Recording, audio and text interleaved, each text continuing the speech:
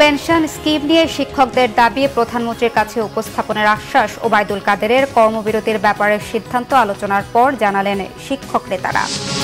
কোটা সংস্কারের দাবিতে চলমান আন্দোলন যৌক্তিক বললেন মির্জা আব্বাস। বিএনপিকে জড়ানোর অপপ্রয়াস চালাচ্ছে সরকার। টাঙ্গাইলে বন্যা পরিস্থিতির অবনতি, প্লাবিত নতুন নতুন এলাকা, ভাঙনে দিশেহারা মানুষ, উন্নতি নেই কুড়িগ্রাম ও সিরাজগঞ্জের।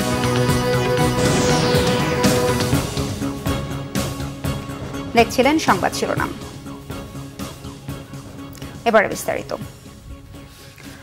আওয়ামী লীগের সাধারণ সম্পাদক ওবায়দুল কাদের বলেছেন, সর্বজনীন পেনশন স্কিম নিয়ে শিক্ষকদের আন্দোলনের ব্যাপারে আলোচনার মাধ্যমে পরবর্তী সিদ্ধান্ত নেওয়া হবে। শনিবার সকালে ধানমন্ডিতে আওয়ামী লীগ সভাপতির রাজনৈতিক কার্যালয়ে সর্বজনীন পেনশন স্কিম প্রত্যয় নিয়ে আওয়ামী লীগের সাধারণ সম্পাদক ওবায়দুল কাদেরের সাথে বৈঠকে বসেন আন্দোলনরত বিশ্ববিদ্যালয় শিক্ষকদের প্রতিনিধি দল। 1 ঘণ্টা বৈঠক শেষে বেরিয়ে প্রতিনিধি দলের পক্ষে নিজামুল হক ভূঁইয়া বলেন, সরকারের সাথে আলোচনা ফলপ্রসূ হয়েছে। পরে ব্রিফিংয়ে আওয়ামী লীগের সাধারণ সম্পাদক ওবায়দুল কাদের বলেন, শিক্ষকদের দাবিনামা সরকারের উচ্চ পর্যায়ে আলোচনা হবে, তাদেরকে কর্মসূচি প্রত্যাহারের অনুরোধ করা হয়েছে। তিনি বলেন, কোটা নিয়ে আন্দোলনকারীদের বক্তব্য সংবিধান বিরোধী। স্যার, আপনাদের দাবি তো সরকারের কাছে, আপনারা রাজনৈতিক দলের কার্যালয়ে আসলেন কেন? রাজনৈতিক আওয়ামী লীগের সাধারণ সম্পাদক, উনি একজন জাতীয় নেতা, উনি একজন সরকার সদস্য, প্রধানমন্ত্রীর নির্দেশে উনি এসেছে। উনি বলছেন আলোচনা হয়েছে যে আমাদের 3 দফা দাবি, সেটার দাবি নিয়ে আলোচনা হয়েছে। তো আমরা সেটা আমাদের শিক্ষক সমিতি যেহেতু ফেডারেশন আছে, ফেডারেশন নিয়ে কথা বলে তারপর আপনাদের সাথে আমরা কথা বলি। তারা লিখিত যে বক্তব্য দিয়েছেন, প্রধানমন্ত্রী সমীপে আমরা উত্থাপন করছি। আলাপ আলোচনার ভিত্তিতে আশা করি সকল সমস্যার অচিরে সমাধান হবে। আমরা বিশ্ববিদ্যালয় শিক্ষকদের কর্মবিরতি কর্মসূচি প্রত্যাহার করার জন্য অনুরোধ করেছি। চীন সফর নিয়ে বিস্তারিত জানাতে কাল সংবাদ সম্মেলনে আসছেন প্রধানমন্ত্রী শেখ হাসিনা। শনিবার প্রধানমন্ত্রীর উপপ্রেস সচিব MM ইমরুল কায়েস এ তথ্য জানিয়েছেন। তিনি জানান, রবিবার বিকেল 4টায় গণভবনে সংবাদ সম্মেলন শুরু হবে। চীনের প্রধানমন্ত্রী লি কিয়াংয়ের আমন্ত্রণে দেশটিতে 3 দিনের রাষ্ট্রীয় সফর শেষে বেইজিং থেকে গত বুধবার দেশে ফেরেন প্রধানমন্ত্রী। বেইজিংয়ে প্রধানমন্ত্রী চীনের প্রেসিডেন্ট শি জিনপিং এর সঙ্গে দ্বিপক্ষীয় বৈঠক করেন এবং প্রধানমন্ত্রী লি কিয়াংয়ের সঙ্গে প্রতিনিধি পর্যায়ের দ্বিপক্ষীয় বৈঠক সহ বিভিন্ন অনুষ্ঠানে যোগ দেন। সফরে বাংলাদেশের প্রধানমন্ত্রী ও চীনের প্রধানমন্ত্রীর মধ্যে দ্বিপক্ষীয় বৈঠকের পর উভয় দেশ 21টি সমঝোতা দলিলে সই করে এবং 7টি প্রকল্পের ঘোষণা দেয়। পুলিশের ওপর হামলা ও যানবাহন ভাঙচুরের অভিযোগে কোটা সংস্কারের দাবিতে আন্দোলনকারীদের বিরুদ্ধে মামলা করা হয়েছে। শুক্রবার রাতে রাজধানীর শাহবাগ থানায় পুলিশ বাদী হয়ে মামলাটি দায়ের করে। মামলায় আসামি করা হয়েছে অজ্ঞাতনামা কয়েকশো আন্দোলনকারীকে। মামলার এজাহারে বলা হয়েছে, বেআইনিভাবে জনতায় আবদ্ধ হয়ে দাঙ্গা সৃষ্টি, সরকারি কাজে বাধা ও পুলিশের গতিরোধ করে আন্দোলনকারীরা। দাঙ্গা দমন করতে গেলে পুলিশকে আক্রমণ ও ক্ষতি সাধন এবং ভয়ভীতি প্রদান করা হয়। অভিযোগে আরও বলা হয়, শাহবাগে পুলিশের ব্যারিকেড ভেঙে সড়কে এসে অবস্থান নেয় আন্দোলনকারীরা। এক পর্যায়ে তারা যানবাহন আটকে সড়ক অবরোধ করে। এ সময় পুলিশের গাড়ি লক্ষ্য করে তারা ভাঙচুর চালায়।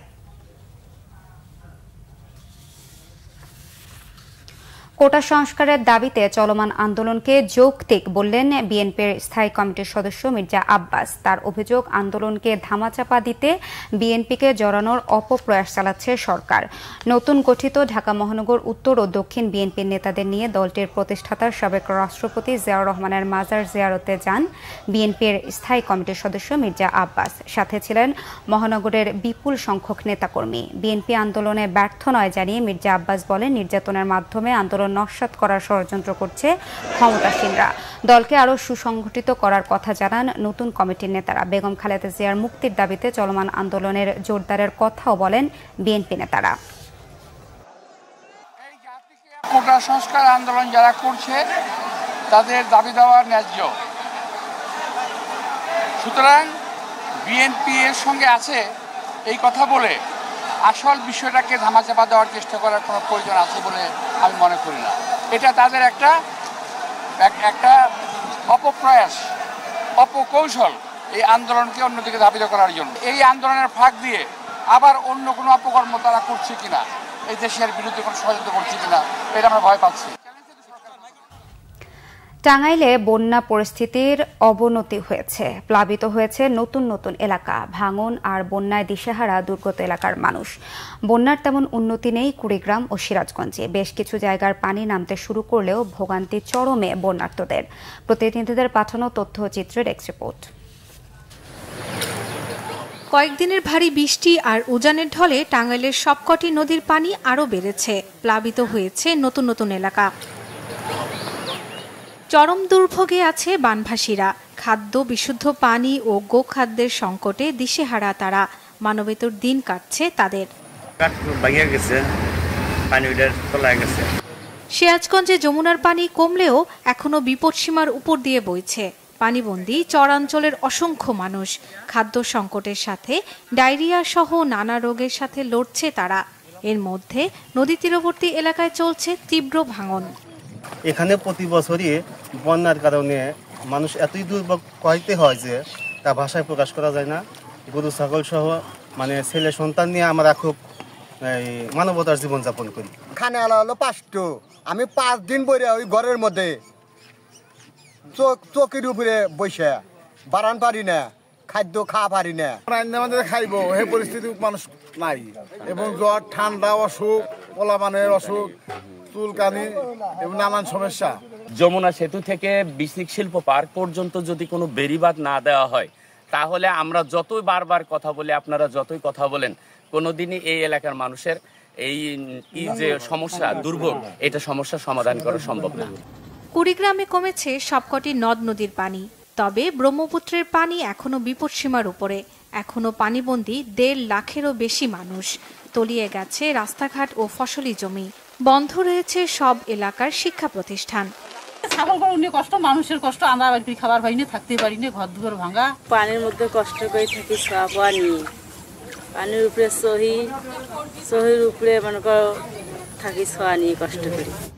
সরকারি বেসরকারি ত্রাণ সহায়তার দিকে তাকিয়ে বন্যার্তরা। শর্মিলা কেয়া, বাংলা ভিশন, নিউজ ডেস্ক। বৃষ্টি, ভারী বর্ষণ ও বন্যার কারণে বাজারে কাঁচা পণ্যের দাম বেড়েছে বলে জানিয়েছেন বাণিজ্য প্রতিমন্ত্রী আহসানুল ইসলাম টিটু। তিনি বলেছেন, কোনো ব্যবসায়ীকে পণ্য মজুদের সুযোগ দেওয়া হবে না। সকালে টিসিবি অডিটোরিয়ামে এক সংবাদ সম্মেলনে প্রশ্নের জবাবে একথা বলেন তিনি। বাজারে কাঁচামরিচের কেজি 400 টাকার বেশি এবং পেঁয়াজের দাম 130 থেকে 140 টাকা কেজি উল্লেখ করে বাণিজ্য প্রতিমন্ত্রীকে প্রশ্ন করা হলে তিনি বলেন, এই মুহূর্তে 18টি জেলায় বৃষ্টি ও ভারী বর্ষণের কারণে পানি বেড়ে গেছে।